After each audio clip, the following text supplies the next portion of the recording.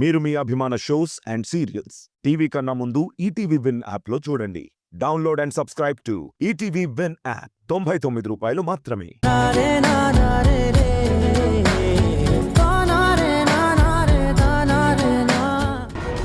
వాళ్ళు వచ్చింది నా కోసం.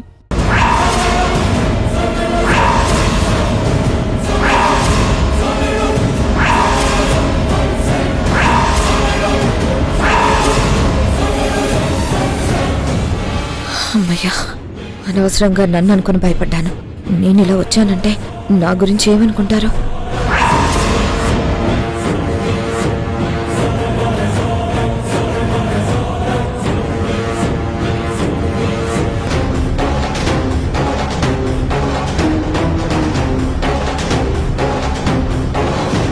వాళ్ళు పిలుస్తుంది నన్ను.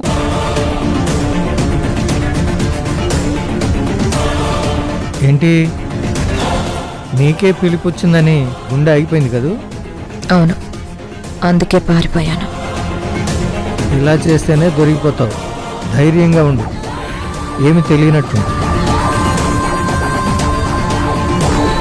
నువ్వెందుకమ్మా పోలీసులను చూస్తే అంతలా భయపడుతున్నావు?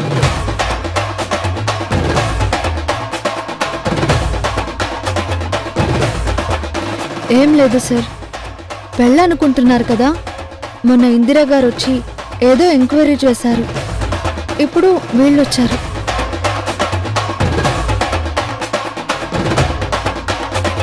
ఇలా అస్తమానం ఎందుకు వస్తున్నారా అని వీళ్ళు భయపడుతున్నట్టున్నారు. అయినా ఎవరూ ఏం భయపడాల్సిన అవసరం లేదు. నన్ను రమ్మన్నారు, నేను వెళ్తాను.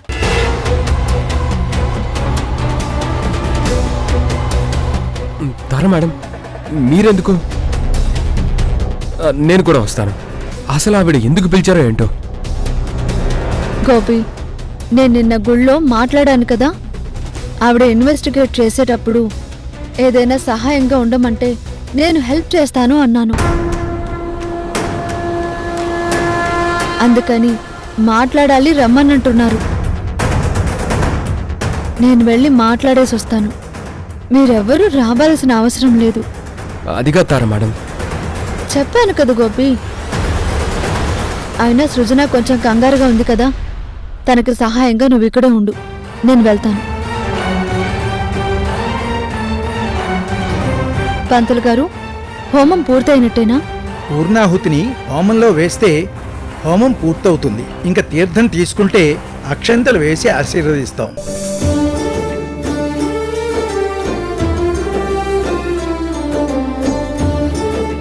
మీరు వెళ్ళండి, నేను వచ్చి కలుస్తాను. సరే మేడం.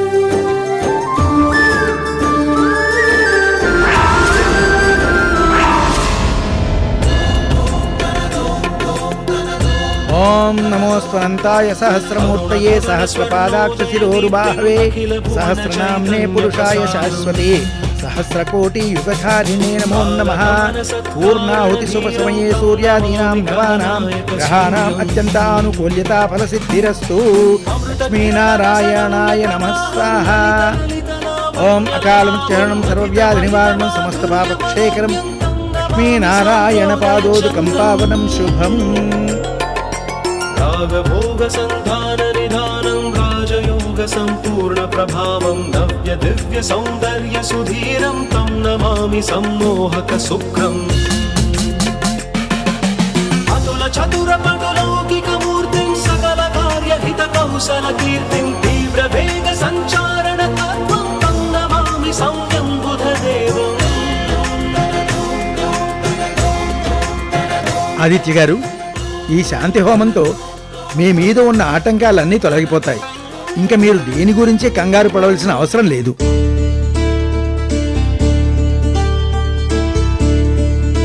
మీ అమ్మాయి గారి పెళ్లి ఏ ఆటంకం లేకుండా నిర్విఘ్నంగా జరుగుతుంది.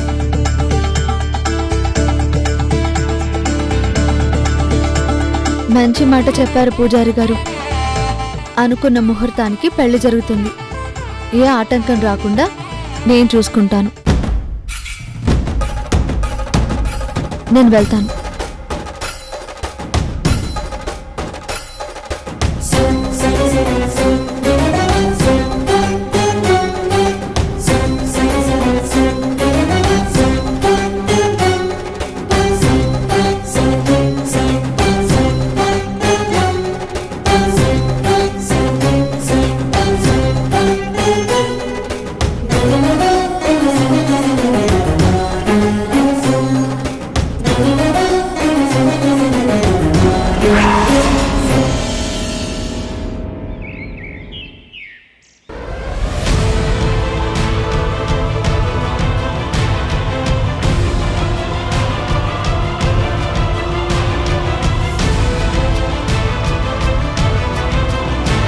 పోలీసులు తారని రమ్మని చెప్పడం ఏంటి?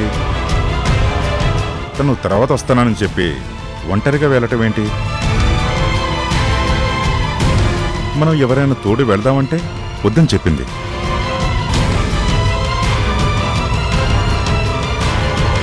కానీ తార అలా ఒంటరిగా పోలీస్ స్టేషన్కి వెళ్ళడం నాకు నచ్చలేదు.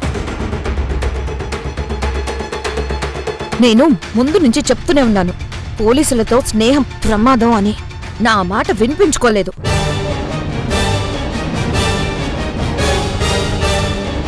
గుళ్ళో తనకన్నీ తెలిసినట్టుగా సలహాలిచ్చింది.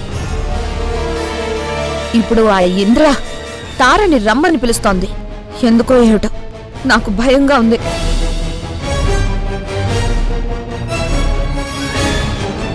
వెళ్ళిన తార ధైర్యంగానే వెళ్ళింది.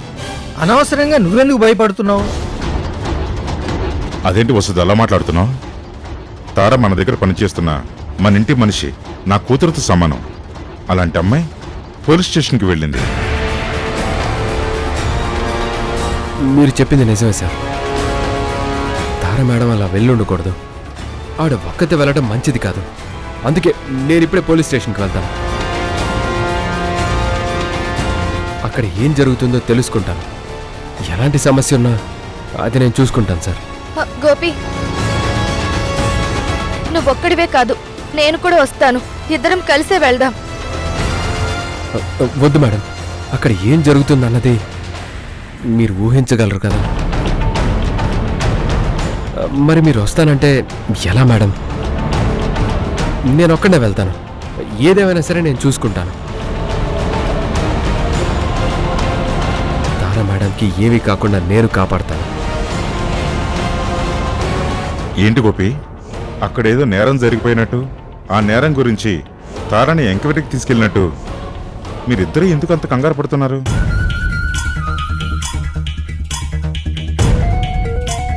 తారని ఎందుకు రమ్మందా అని భయపడుతున్నాం, కానీ నేరం జరిగిందని కాదు కదా. అదేనండి, ఏం జరిగిందన్నది ఎవరికీ తెలియదు కదా. అందుకే నేను వెళ్తాను అంటున్నాను. నీతో పాటే నేను కూడా వస్తాను అంటున్నాను. పరిస్థితి ఏదైనా సరే నేను నీతోనే ఉంటాను. నువ్వు లేకుండా నేను ఉండలేను కాబట్టి మనిద్దరం కలిసే వెళ్దాం. ఇది మరీ బాగుంది. మీ ఇద్దరికి తొందరలో పెళ్లి జరగబోతుంది. ఆ కళ్యాణానికి ఎలాంటి ఆటంకాలు రాకూడదని, మీకు ఎలాంటి సమస్యలు రాకూడదనే కదా ఈ హోమం జరిపించారు. ఇప్పుడు మీరే సమస్యలకి ఎదురు వెళ్తాను అంటారేంటి? ఇలా కాబోయే జంట పోలీస్ స్టేషన్కి వెళ్ళడం మంచిది కాదు. అలా అని అక్కలాంటి తారని వదిలేయమంటావా? తనొక్కతే వెళ్ళింది అంటే తన ఇష్టమని మనం చూస్తూ ఊరుకుంటామా? మన మనిషి అనుకున్నప్పుడు పరిస్థితి ఎలా ఉన్నా సరే మనమే చూసుకోవాలి. పరాయి అనుకున్నప్పుడు పట్టించుకోకుండా వదిలేయాలి.